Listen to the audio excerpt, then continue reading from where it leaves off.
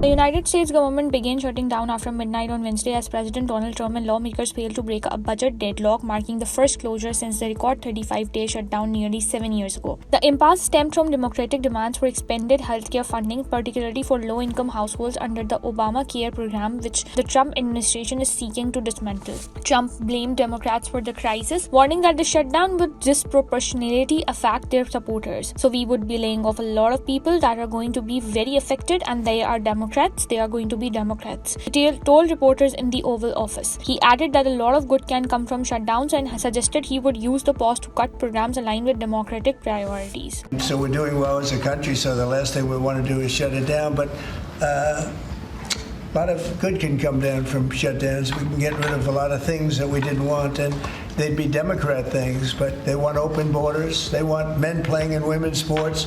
They want transgender for everybody. They never stop, and they don't learn. We won an election in a landslide. They just don't learn.